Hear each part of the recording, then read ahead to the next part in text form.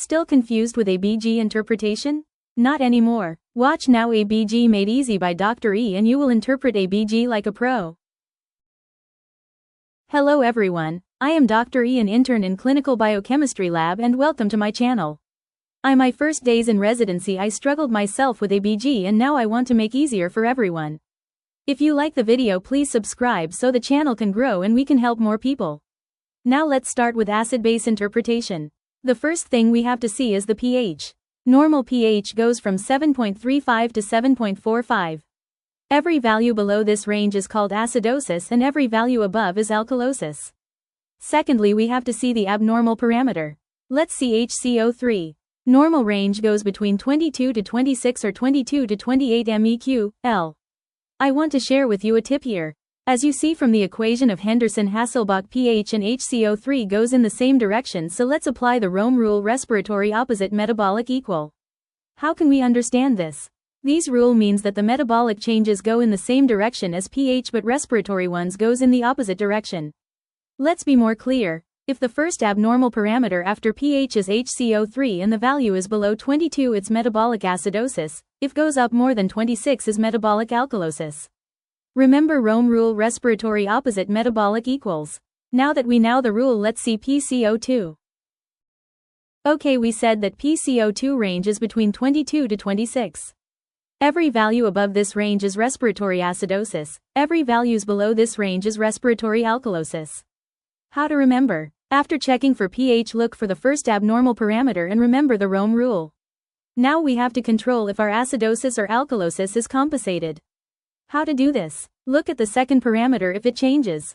In metabolic acidosis, the first parameter to change after pH is HCO3 and the second one, PCO2, might be normal, that means non-compensated, or might go in the same direction as the changes in first parameter. So in metabolic acidosis, HCO3 goes down, so does the PCO2 to compensate. Remember, if the response is compensated, the second parameter always goes in the same direction as the first abnormal one to minimize the change. Are we clear till now? The final question is the acid-base disorder fully or partially compensated? The answer is check again the pH. If is almost normal, meaning slightly above or slightly below, and both parameters have changes, yes, it is fully compensated. If the pH is not almost normal and the second parameter is slightly changed, it is partially compensated. How do you feel now? Are you ready for some examples? First example. pH is 7.2, so it's below 7.35, it's acidosis. HCO3 are 17, so it's below 22, and I can note that both pH and HCO3 are changes in the same direction, both are diminishes, so it's metabolic acidosis. Remember the Rome rule: respiratory opposites metabolic equals. Now let's see is compensated or not. PCO2 is normal, so it is not compensated. And that's it. Let's try another example. pH is 7.5, so it's alkalosis because it's above 7.45. HCO3 is 36, so it's metabolic alkalosis. Why? Because pH is high and both pH and HCO3 are changing in the same directions. Remember Rome rule. Is it compensated? The PCO2 is in normal range, so no. It is uncompensated metabolic alkalosis. Ready for a more complex exercise? Let's go. Here it is. pH 7, 32, HCO3 36 and PCO2 52. Let's follow the rules. Let's see pH is below 7, 35, so is acidosis.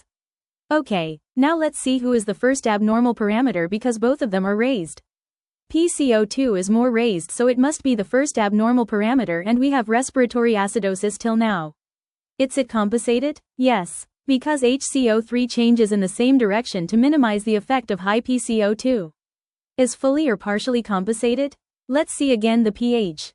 It's slightly acidic, meaning the body tries keep it normal by raising HCO3, so we have a fully compensated respiratory acidosis. Well done, now you have become a pro in acid-base disorders. How do you feel? Thank you for watching Acid-Base Disorders Made Easy. If you want more of it, classification, causes, tests to distinguish and management of acid-base disorders, please watch the second part of ABG. If you like this video, subscribe and comment for the next topic video. Love you all. See you in next video.